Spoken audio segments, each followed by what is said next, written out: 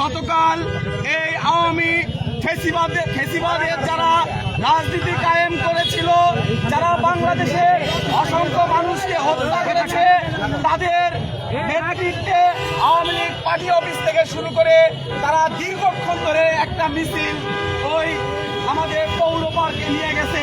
এটার আমরা ঘৃণ প্রতিবাদ জানাচ্ছি। আমরা আরো প্রতিবাদ জানাচ্ছি যে অনতিবিলম্বে এই খুনিদেরকে গ্রেপ্তার করতে হবে, বিচারের আওতায় নিয়ে আসতে হবে। পুলিশ নির্মম নির্যাতনের ১ নম্বর আসামি। পুলিশকে সর্বপ্রথম রিফর্ম করা উচিত ছিল। আজকে তারা কিসের উপর ভিত্তি করে আওয়ামী লীগ কার্যালয়ে তারা পাহারা দিচ্ছে? এই কৈফিয়ত জনাব তারেক রহমানকে দিতে হবে। এই বাংলাদেশ নির্বাচিত করে জনপ্রতিনিধি বসিয়েছে। এই ডক্টর ইউনূস থাকতে তো আওয়ামী লীগের কার্যালয়ে পুলিশ প্রোটেকশন দিতে পারে নাই। জবাব চাই।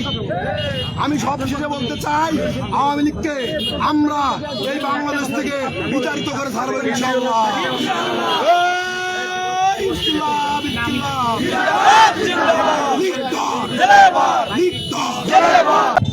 আমরা দেখলাম আমাদের জুলাইকে বিনষ্ট করার জন্য আগামীকাল পতিত শক্তি আওয়ামী লীগ কিভাবে রাজপথে মিছিল করে, জটিকা মিছিল করে, এই দায় সম্পূর্ণ গাইবান্ধা পুলিশ সুপারকে নিতে হবে।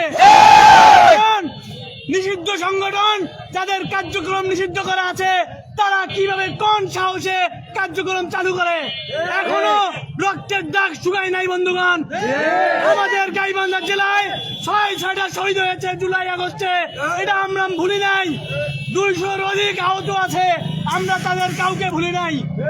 আমরা মনে করি জুলাইয়ের প্রত্যেকটা শহীদের রক্ত আমাদের গায়ে মেখে আছে।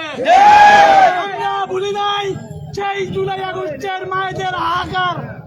আমরা আমাদের দায়বদ্ধতার জায়গা থেকে ২৪ ঘন্টা সময় দিয়েছি পুলিশকে। ২৪ ঘন্টার ভিতর শুধুমাত্র তারা ২ জনকে গ্রেফতার করেছে।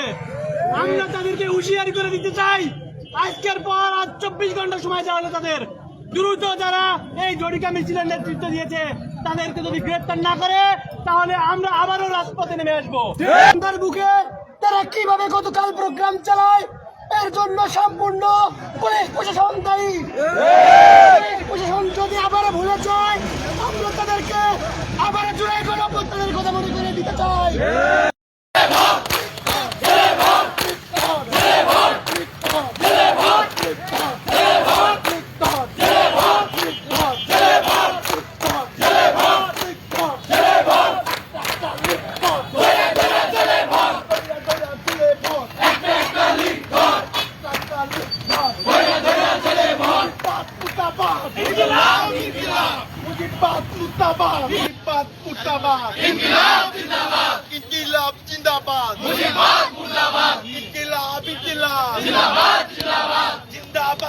ওই হাসিনা দেখে যা, রাজপথে তোর বাপেরা, রাজপথে তোর বাপেরা, ওই হাসিনা দেখে যা।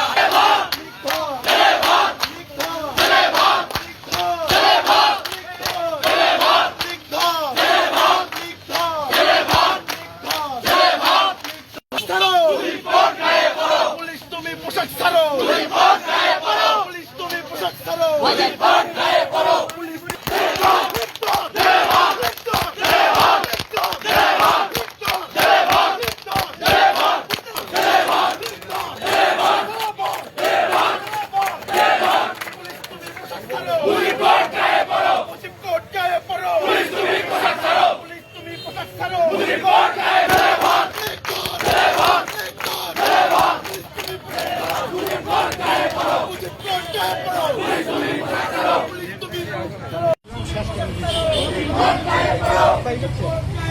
পুলিশ তুমি পোশাক